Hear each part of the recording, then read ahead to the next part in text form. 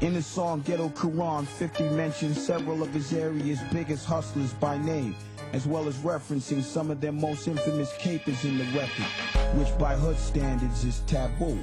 I think that he did it like really because he was really like kind of like, I don't want to say proud to be from Southside, but he was proud to be from where he's from, like anybody else, and he was repping his hood. But if you notice that, in I think one of the newspaper articles, they had the lyrics from the song. You know, the law enforcement, when they hear shit, they take that as truth, and it can come back to haunt you.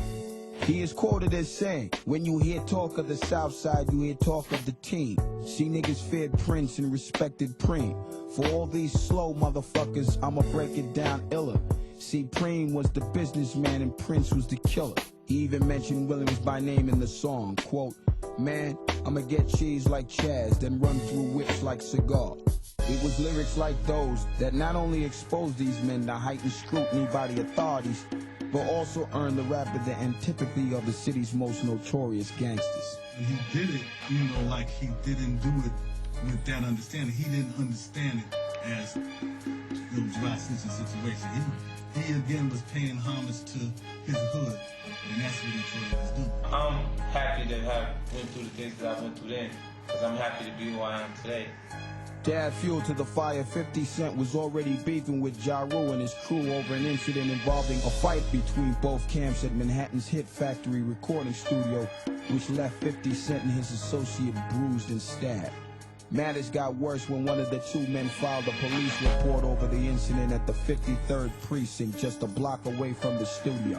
After speaking to an attorney, someone was convinced that by filing the report, they could win millions in a court settlement instead of a few $100,000. 50 Cent was then labeled a snitch by Gotti. We actually, you know, this was our relationship, you know, just prior to, I think, one of his first incidents in the Hit Factory.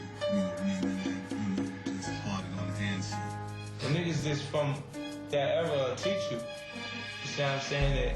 That I never was trying to be intimidated, because that gets your head blown off. Shortly thereafter, Curtis Jackson almost had his head blown off when he was shot 9 times as he sat in a car in front of his grandmother's house in South Jamaica, Queens. Word on the street was that someone associated with either Supreme or Murder Inc. was involved in the plot, that this man, Darryl Baum, aka Homicide or Homo for short, was the trigger man. Homo, a known killer and rumored to be a paid hitman, ironically was a friend of the original 50 Cent. No one was ever charged for the crime. Luckily, Curtis Jackson survived. After I healed up and everything, when I was back, you know, I was running around bulletproof vest, guns every day, just because I didn't have an option. Music, who says the music is gonna work? You know, to this point, it's always ended up in another space for me. You know, this is the third deal I'm doing right now. The Shitty Aftermath. I said, this gotta work now. But before I gave that a shot, I'm gonna be honest with you, I was rapping just because I love music. On the hit single, Many Men, 50 Cent says, quote, in the Bible it says what goes around comes around. Homo shot me, 3 weeks later he got shot down. Now it's clear to me I'm here for a real reason, cause he got hit like I got hit, but he ain't fucking breathing. He even implicated Chaz on the record, but by his other nickname, Slim. Slim switched sides on me, let niggas ride on me. I thought we was cool.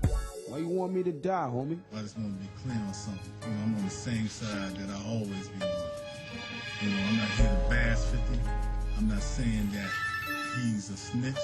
You know, but when people say you're a snitch and you don't call me to clear it up, there's nothing I can do. You know what I'm saying? And when you don't return my calls, there's nothing I can do for you.